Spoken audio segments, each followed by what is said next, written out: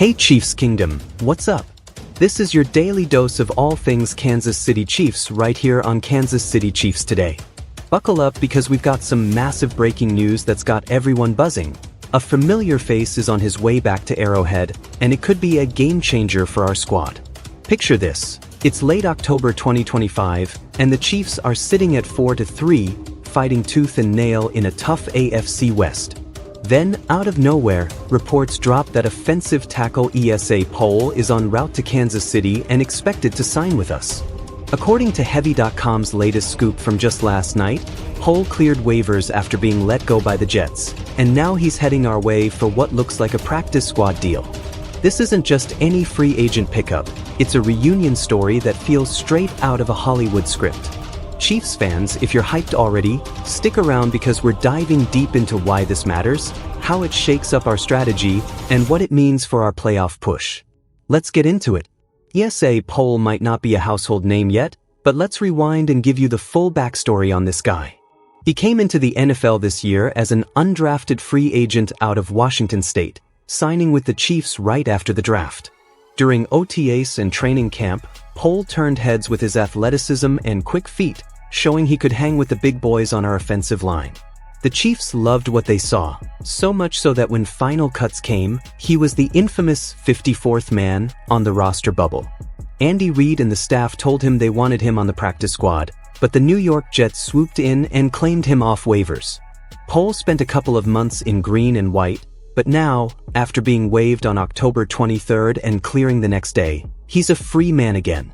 What makes this even sweeter is Pole's familiarity with our system. He knows the playbook, he's meshed with the coaches, and he's got that Chiefs DNA from his time here.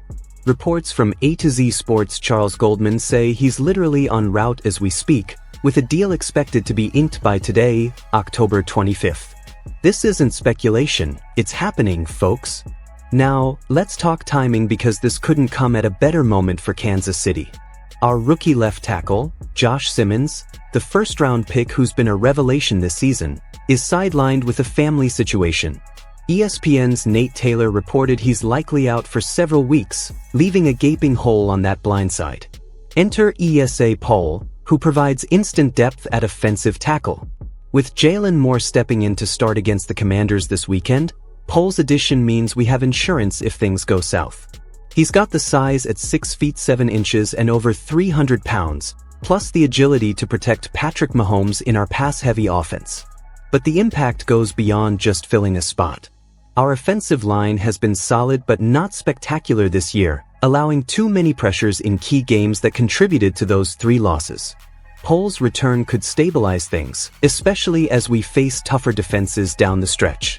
Imagine Mahomes with more time in the pocket. That spells more magic for guys like Travis Kelce and our wideouts. On the flip side, this move shows GM Brett Veach's savvy in the front office. Instead of scrambling for an unknown commodity, we're bringing back a player who was already vetted and nearly made the team. It minimizes risk and maximizes upside, potentially grooming Pole into a long-term backup or even a starter if he develops further. Don't sleep on the morale boost either. The locker room knows Pole from camp, so his integration should be seamless. In a season where we've battled injuries and close calls, adding depth like this keeps the energy high and the focus sharp. Chiefs Kingdom, this is the kind of under-the-radar move that championship teams make. Diving deeper into the strategy here, let's break down how Pole fits into Andy Reid's master plan. Our offense thrives on quick releases and creative blocking schemes, and Pole's college tape shows he's got the footwork for those zone blocks we love.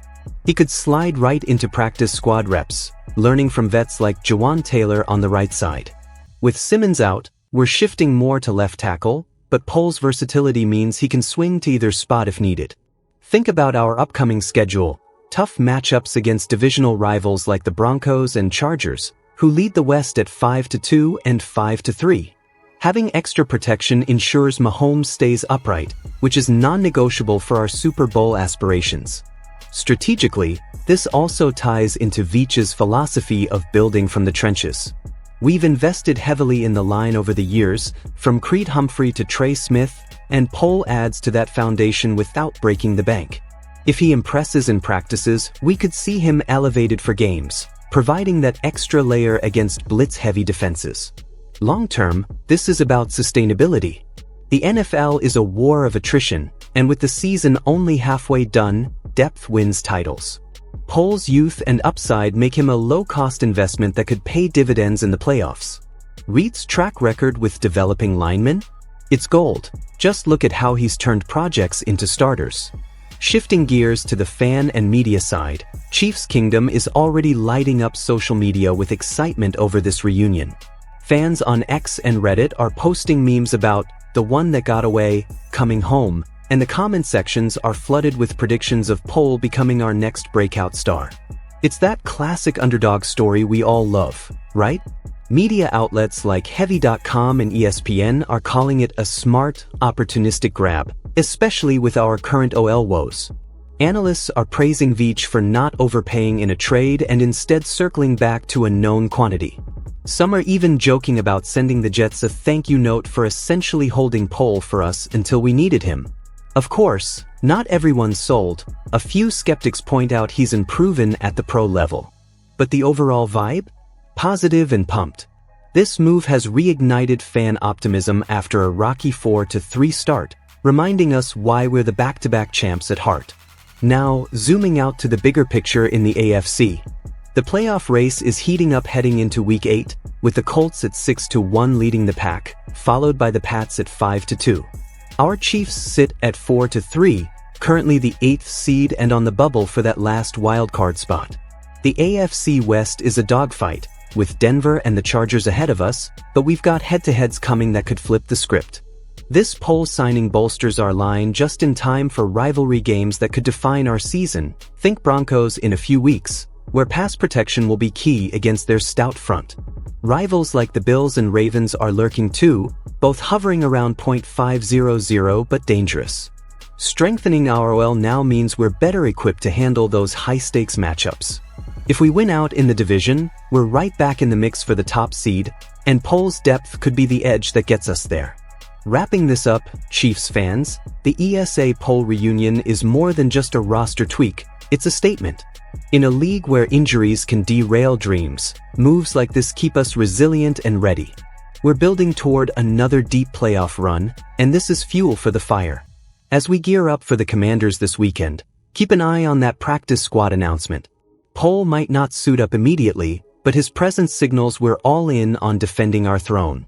Stay locked in, Kingdom. The best is yet to come. That's it for today's breakdown on Kansas City Chiefs today.